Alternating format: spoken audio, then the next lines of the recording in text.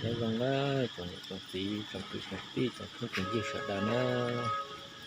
không nói gì cái tôi sầu chật chế nó cái tôi sầu chật chế nó tôi sầu chật chế bé lo nó là tôi trọ đâu sợ đại sai nữa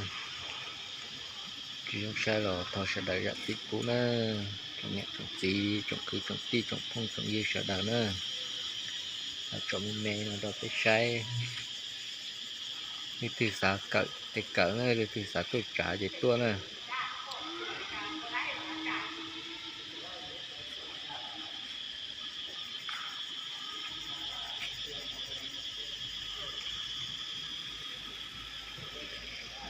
đâu cái kéo chọn nó cái trả tới cho rồi nó đâu thâu nó đi xã nó tôi sai là trả tôi sai là sẵn nữa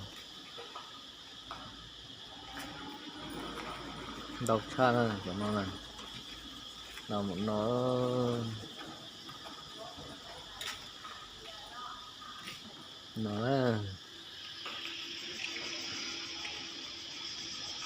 cho nó lấy chết thích xì nữa này cho nó là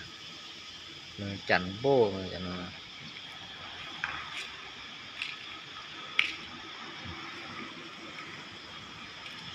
đi xã nó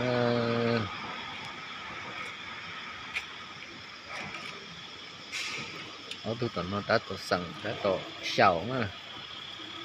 đã tổ sầu kia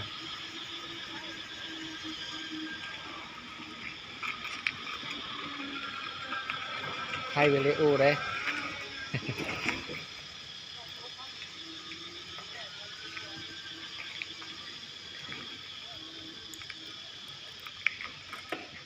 hết cái keng nữa thay bên lấy u bướng nữa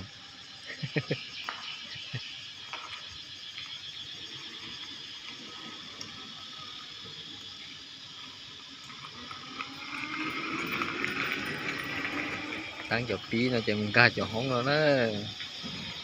không non à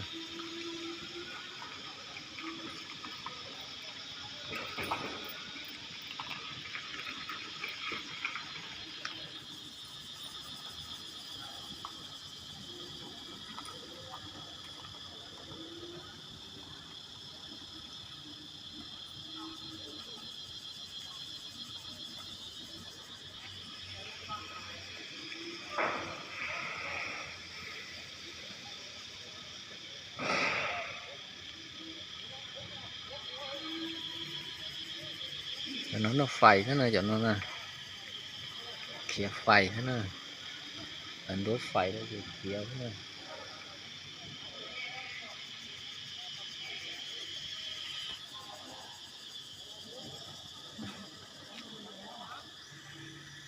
đau khổ cho nó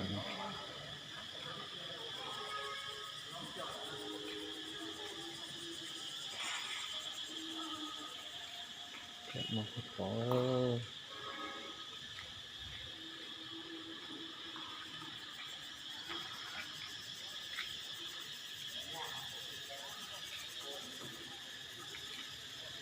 lông thổi làng vào đó đây bỏ lông thổi làng vào đó đây bỏ dẹp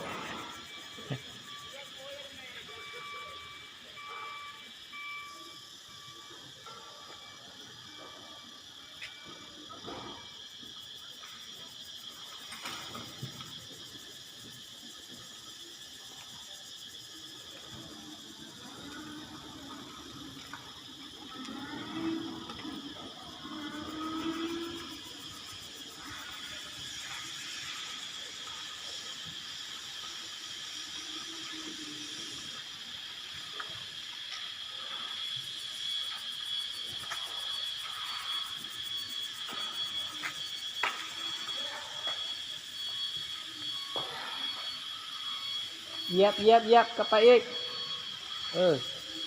เรียบร้อย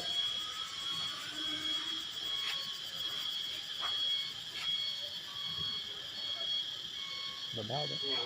คอยรับแท็กซี่ก็ดูแลด้วย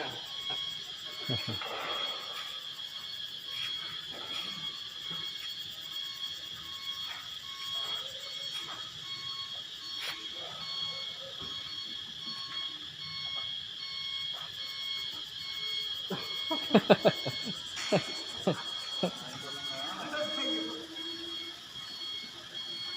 อาข่อยเมื่อวานนี้ตีสวยเพื่อที่สามได้จริงได้เลยคือปะดีๆ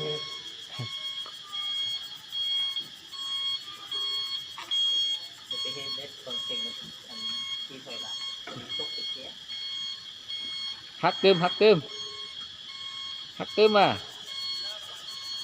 น่ะ หาคะแนนเลย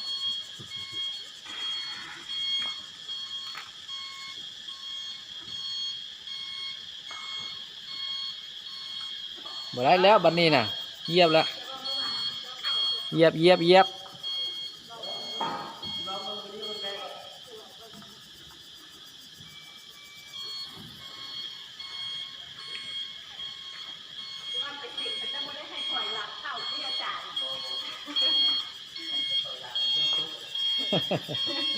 ถ้าว่าถอยหลังนี่ต้องถอยมือแสงนี่เฮ็ดบ่ได้ เพราะคนนู่นเลยมันเอื้อยแล้ว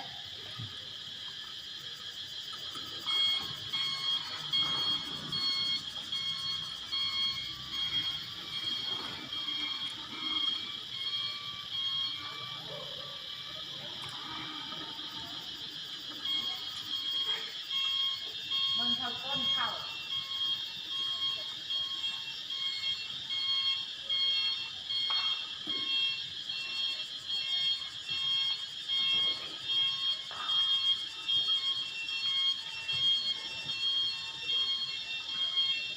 เราได้เมื่อวานนี้เราก็เห็นได้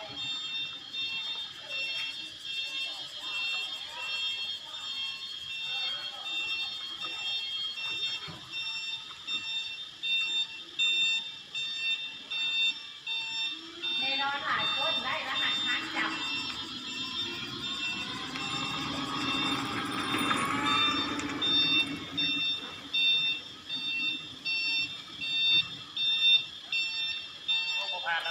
ทานฮักจำบ่พันแล้วบ่พันแล้ว จำเลย บ่พันบ่พันเหยียบเลย บ่นี่ถอยเลยนี่จำนี่ได้อยูสองอัน นั่น อันเด้อันนั้นเราทั้งหลายที่สามแต่ว่าเขาซ้อมหลายๆเอาเนาะแต่ว่าเป็นเก่งไม่ได้ถอยหลังเป็นเก่งไม่ได้เข้าถอยหลังอาจารย์นะถ้าเข้าคุณตายเลยทีเดียว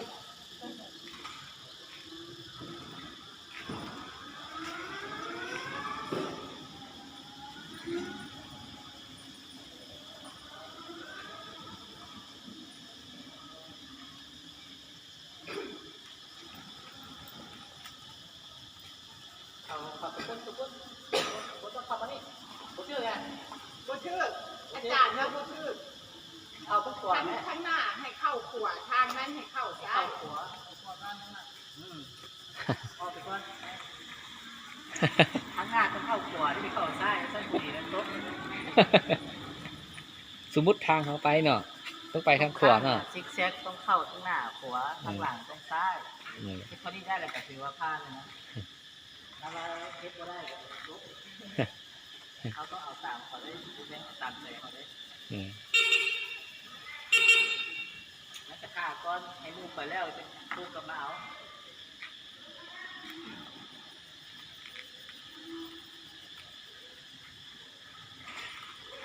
เอามาลุ่มเป็นเกณฑ์โค้